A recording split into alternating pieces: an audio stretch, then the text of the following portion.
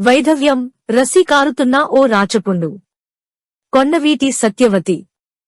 మా అమ్మకి 50 ఏళ్ల వయసప్పుడు మా నాన్న చనిపోయాడు. మా నాన్న చనిపోయినప్పుడు నేను హైదరాబాదులో అనామకంగా ఉన్నాను. ఆయన చనిపోయాడని నాకు చెప్పకుండా నన్ను ఊరికి రమ్మన్నారు. నేను వెళ్లేటప్పటికి మా నాన్న లేడు. మా అమ్మని మా పడిమీద వసారాలో చీకట్లో కూర్చోబెట్టారు. ఎవరెవరో రావడం, మా అమ్మ, అక్కలు, వదిన గొల్లుమంటూ ఏడవడం. నాకు అలా ఏడవడం రాదు. మా వీధి అరుగుమీద కూర్చుని మా నాన్నని తలుచుకునేదాన్ని. ఆయన అదే అరుగుమీద చాపలాంటిదేదీ వేసుకోకుండానే ఆదమరిచి నిద్రపోయే దృశ్యాన్ని పదే పదే తలుచుకుంటూ ఉండేదాన్ని. నా చిన్ననాటి నేస్తం భారతి నాతో ఉండేది. 4-5 రోజులు గడిచాక నాన్న చనిపోయిన 10ో రోజో 11ో రోజో ఏమి చెయ్యాలి, ఎలా చెయ్యాలి అనే తర్జన భర్జనలు మొదలయ్యాయి. మాది చాలా పెద్ద ఉమ్మడి కుటుంబం. బోలెడు మంది కజిన్స్, పెద్దమ్మలు, చిన్నమ్మలు, పెదనాన్నలు, చిన్నాన్నలు. మా అమ్మకి ఏదో తంతు చేయాలని ప్లాన్ చేస్తున్నారని అర్థమైంది. మా అన్న, నేను తీవ్రంగా వ్యతిరేకించాం. అమ్మ ఇప్పుడెలా ఉందో అలాగే ఉండాలి. ఏమీ మార్పులుండవు. అమ్మని కాలువ దగ్గరికి చీకట్లో తీసుకెళ్లి గాజులు పగలగొట్టడాలు లాంటివి చేస్తే మర్యాద దక్కదని గొడవ పెట్టాను. చివరిసారి అంటూ ముఖమంతా పసుపు రాసి, కుంకుమ బొట్టు పెట్టి, పూలు పెట్టి సోకాల్ ముత్తైదువులు వెళ్లి చూడడం, మళ్లీ అవన్నీ తీసేసి అమ్మ నెత్తిమీద వైధవ్యం ముద్ర వేయడం, ఇలాంటివన్నీ జరగనివ్వలేదు. దానికి చాలా పోరాటమే చేయాల్సి వచ్చింది. నాన్న పోయిన దుమఖల్లో మునిగి ఉండి కూడా ఈ పోరాటం చేయడం, నేను చాలా డిప్రెస్ అయిపోయాను. దాని నుండి బయటపడి మళ్లీ మామూలు మనిషిని కావడానికి, హైదరాబాదు తిరిగి రావడానికి చాలా కాలమే పట్టింది. అమ్మ మామూలుగానే రంగురంగు చీరలు కట్టుకోవడం నాకు గొప్ప సంతోషాన్నిచ్చింది. నా జీవితంలో నాకు ఎదురైన ఈ అనుభవం నా ఒక్కదానిది కాదని నాకు తెలుసు. మనస్సును మెలిపెట్టే ఇలాంటి అనుభవాలు ఎదురుకాని వాళ్లుండరంటే అతిశయోక్తి కాదు. భర్తల్ని కోల్పోయిన ఆడవాళ్ల పట్ల మన సమాజం అనుసరించే దుర్నీతి, అమానవీయ పద్ధతులు వేలాది సంవత్సరాలుగా కొనసాగుతుండడం వెనుక ఉన్నది ఆధునిక తరం నిర్లిప్త వైఖరి. తమ కుటుంబాల్లో స్త్రీల పట్ల అమలవుతున్న అమానుష పద్ధతుల్ని ఆధునికులు కూడా ఆమోదించడం, వాటిని ఆచారాలుగా, కట్టుబాట్లుగా అంగీకరించి తమ తమ కుటుంబాల్లో భర్తలు చనిపోయిన స్త్రీల పట్ల అత్యంత అమానవీయ పద్ధతుల్ని ఆచరించడం సిగ్గుచేటు. హిందూ మతావలంబికులే ఈ దారుణ ఆచారాలన్నీ కొనసాగిస్తున్నారు. భర్త చనిపోయిన స్త్రీ ముఖం మీద విధవ ముద్రవేసి ఆమె జీవితాన్ని మోడులాగా మార్చేస్తారు. ఆమె తిరిగి చిగురించడానికి ఏ చిన్న ప్రయత్నం చేసినా కుటుంబం, సమాజం అరిష్టం, అనర్థం పేరుతో ఆ చిగుళ్లను చిదిమి పారేస్తారు. ఏది అరిష్టం? ఏది అనర్థం? ఏది అశుభం?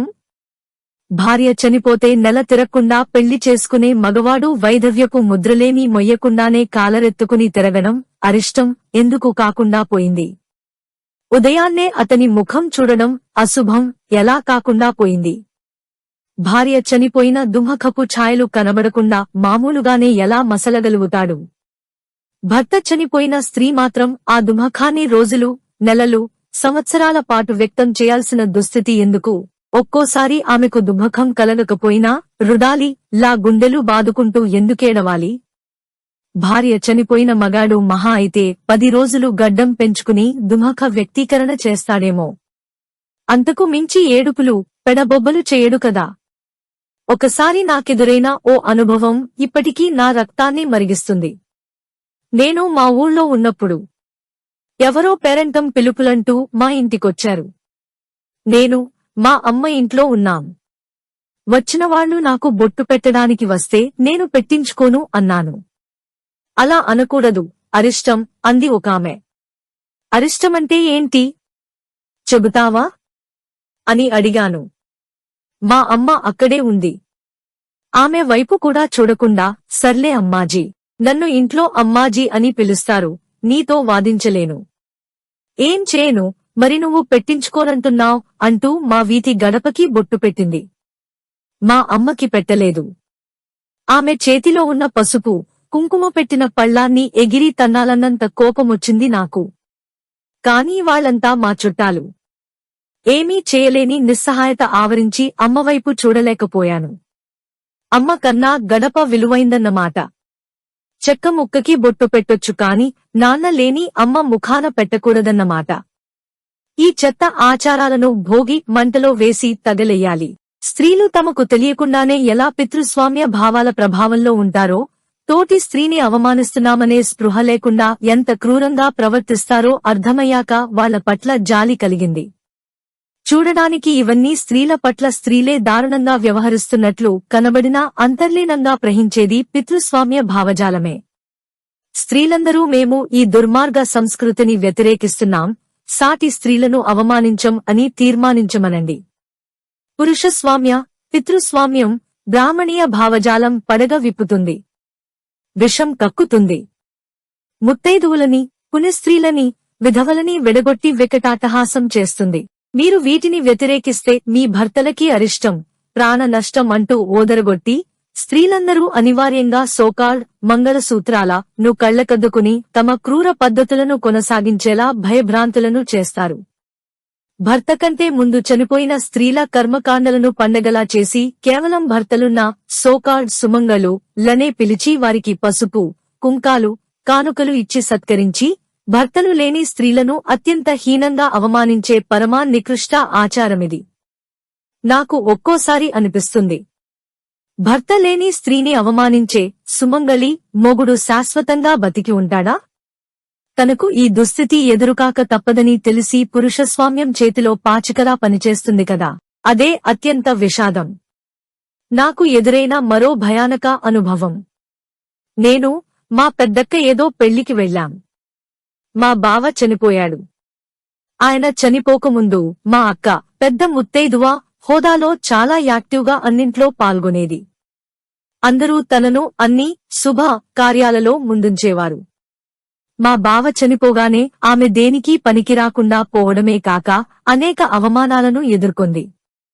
నేను పైన రాసిన పెళ్లిలో పురోహితుడు సోకాల్డ్ మంగళసూత్రాలు పట్టుకుని జనంలోకి వచ్చి ముత్తైదువుల మెడలకు తాకిస్తూ మా దగ్గరకొచ్చాడు. నేను నాకు తాకించొద్దని తల అడ్డంగా ఊపాను.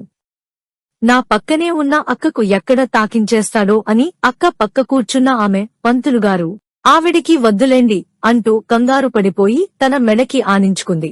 నిజం చెప్పొద్దు, మా అక్కని అవమానించిన ఆ సూత్రాన్ని లాక్కుని నేలకేసి కొట్టాలన్నంత ఆవేశాన్ని ఆపుకుంటూ ఆ పెళ్లిలోంచి లేచి వెళ్లిపోయాను. ఇలాంటి పెళ్లిళ్లకు వెళ్లడం మానేసి చాలా కాలమైంది. నేను వెళ్లడం మానేసినంత మాత్రాన అవమానాలు ఆగిపోతాయని కాదు, కాని ఆ బీభత్సాలను, ఆ అమానవీయ దృశ్యాలను చూసి తట్టుకోలేక గొడవ పడతానేమో అనే భయంతోనే మానేశాను. నాకు చాలా దగ్గరి స్నేహితుడు ఒకరి తల్లికి జరిగిన అవమానం అతనిని కూల్గానే ఉంచింది కాని నా రక్తాన్ని మరిగించింది. ఆవిడకు 4 కొడుకులు. పిల్లలు చిన్నగా ఉన్నప్పుడే ఆవిడ భర్త హార్ట్ ఎటాక్తో చనిపోయాడు. చాలా కష్టపడి పిల్లల్ని పెంచి చదువు చెప్పించింది. అందరూ మంచి ఉద్యోగాల్లో స్థిరపడ్డారు. అయితే కొడుకుల పెళ్లిళ్ల సమయంలో ఆవిడ పట్ల ప్రవర్తించిన తీరు ఘోరం. ఆవిడ పెళ్లి మండపంలోకి రాకూడదట, అక్షింతలు వెయ్యకూడదట, ఆవిడ ఆహుతుల్లో ఒకరిగా కూర్చోడానికి కూడా అర్హురాలు కాదట. పెళ్లి పందిట్లో ఆర్భాటంగా పెళ్లి జరుగుతున్నప్పుడు ఆవిడ ఇంట్లోనే ఉండిపోయింది. నా ఫ్రెండ్ పెళ్లిలో నేను అతనిని మీ అమ్మేది అని అడిగినప్పుడు అమ్మెలా వస్తుంది, నాన్న లేడుగా అన్నాడు. ఓరి మూర్ఖుడా, నాన్న ఎలాగూ లేడు, అమ్మరావాలి కదా అంటే భలేదానివే, అలా వస్తే కోడలికి అరిష్టమట. పిన్ని చెప్పింది. నా కోపం నషాలానికి అంటింది.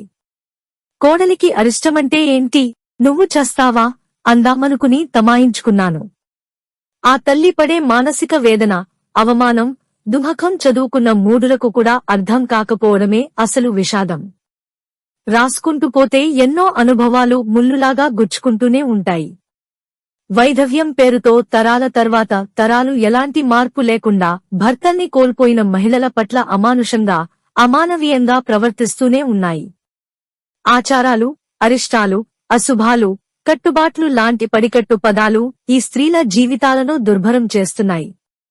మతం, సమాజం, కుటుంబం ఎన్నో అంశాలలో మారుతున్నా మార్పును ఆహ్వానిస్తున్న వైధవ్యం అనే పదం పట్ల శిలాజరూపంలోనే ఉండిపోయింది. దీనిని బద్దలు కొట్టాల్సిన అవసరముంది. పితృస్వామ్య భావజాల మత్తులో మహిళలు తోటి మహిళల పట్ల వ్యవహరిస్తున్న తీరు, ఆచరిస్తున్న ఘోరకృత్యాల అసలు రూపాన్ని అర్థం చేసుకోవాలి. స్త్రీలను ముత్తైదువులు, విధవలు అంటూ విభజించే క్రూర సంస్కృతికి సమాధి కడదాం. రండి, ఆలోచించండి, వ్యతిరేకించండి. Don't forget to like, subscribe and share the videos.